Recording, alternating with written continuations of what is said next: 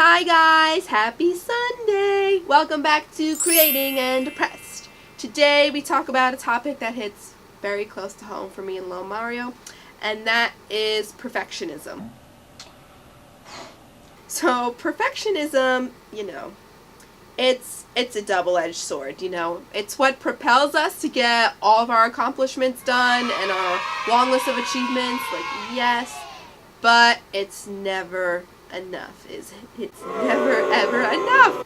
So let's talk about that, because I need to sort through some things on this topic too.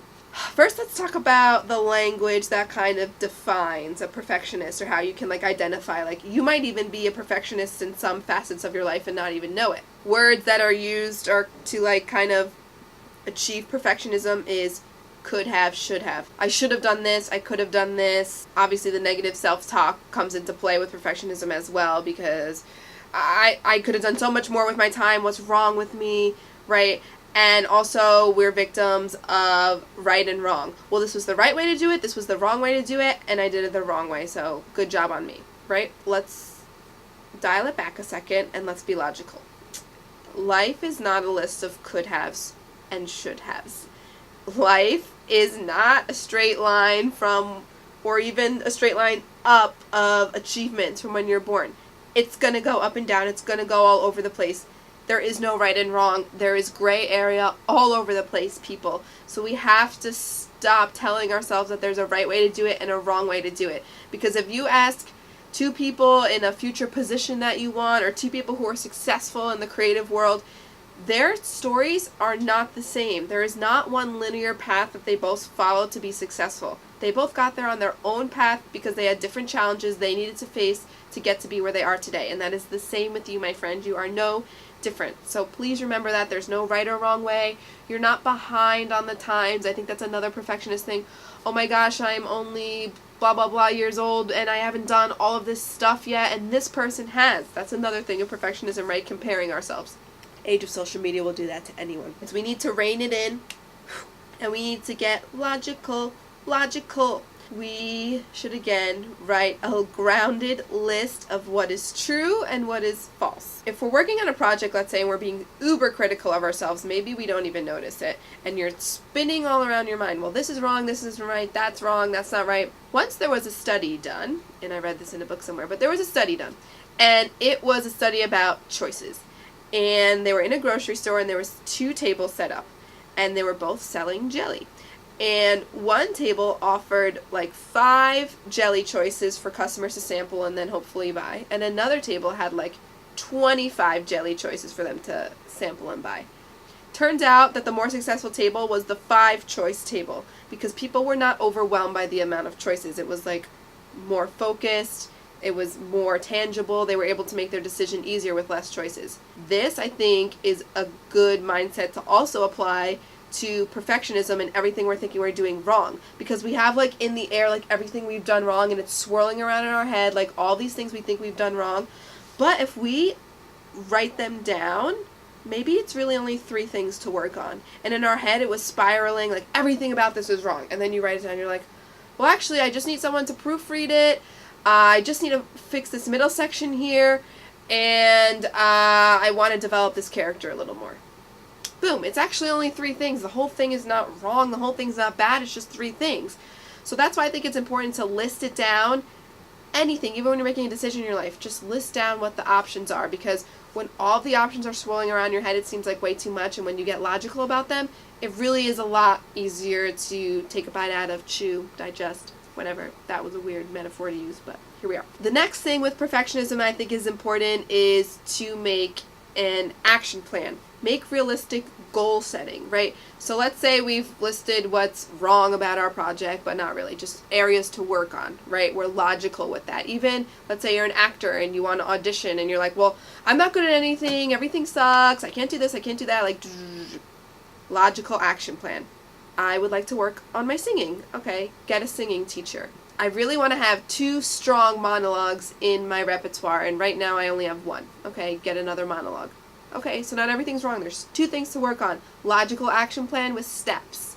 And then at the end of it, you can even put your major goal. One day you want to perform in this play, direct a play, write a book, whatever it is. So Make a logical action plan with real steps that you really can take. Another thing that is important to list out is everything you are doing right. So if you're this actor who needs singing lessons and needs one more monologue, let's also write out next to that action plan what you've done correctly. You have awesome headshots, your resume's done and it looks good, and give yourself a pat on the back for what you have accomplished. Okay, I did 4 auditions this month. Awesome, great job. Even if nothing came of them, you showed up for yourself and you went. Pat on the back. So there are little ways that we can be more realistic with ourselves and more rewarding to ourselves with our words and talk that I think will help with our perfectionism, because there's no way you're doing everything wrong in life. It's just not possible. And perfectionism can be dangerous because it is never enough. So it's also a good idea maybe to write down what you have achieved so you can look at it and put that on your wall, because your mind's already filled up with what you haven't achieved. So maybe if we write down what you have achieved, you'll be like, wow, I've achieved 20 things I'm proud of in my lifetime. Like, that's good.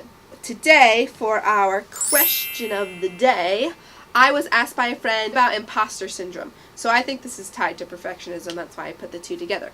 Imposter syndrome is the idea that, like, even when you are successful, like, you didn't deserve it.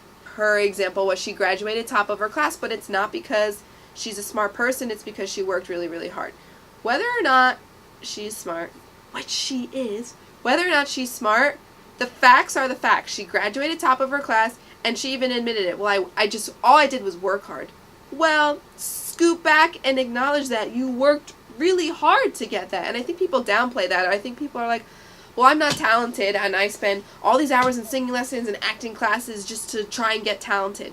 Well, back up a second. Why don't you be proud that you're showing up for yourself and you're doing that much? I think imposter syndrome is tied to perfectionism because it's a form of us being really hard on ourselves and thinking we don't deserve something.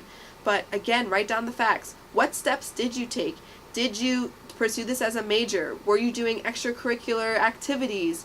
Were you paying for classes? Were you doing extra work at home? Did you make a study group outside? Were you reading books on your own time that weren't required? Like, whatever you were doing, did you just risk it all and move to the city when everyone told you were crazy? Like, that's a huge step too, because people are putting judgments on you and you just said, screw you, I'm doing it anyway. Look at all of the things you have achieved, even if they feel small, and list them out and see for yourself that whatever successes that you have, you did deserve it because you put some type of work in. Ask any CEO, any founder of any company, any actor who's made it big, any author. If you ask them, hey, did you work hard to get where you are? They're going to say, hell yes, I did. So your hard work should not be disqualified. Even if right now you're seeing 0 results, the imposter syndrome in you wants to say, well, doesn't even matter. It does matter because you put the work in and you showed up for yourself, and that's the best thing that you can do for yourself. So thanks for tuning in on this lazy Sunday. Please don't forget to like, he doesn't have a thumb, like, comment, and subscribe. Please share with your friends. My goal is to try and get 100 subscribers, which is a silly small goal, but that's my goal that is actually listed out next to my bed when I wake up in the morning and I see it. Because once I have 100 subscribers, I can get a real channel name, and it won't be like visit youtube.com/AUTGPLQQ11245. Anyway, you get it. I'd love to have a real channel name, so help me get there. Follow me on Insta, Facebook, and send in those questions so we can keep the discussion going. This is a safe space, and I want everyone to be a part of it. Thank you guys for tuning in, and have a great week.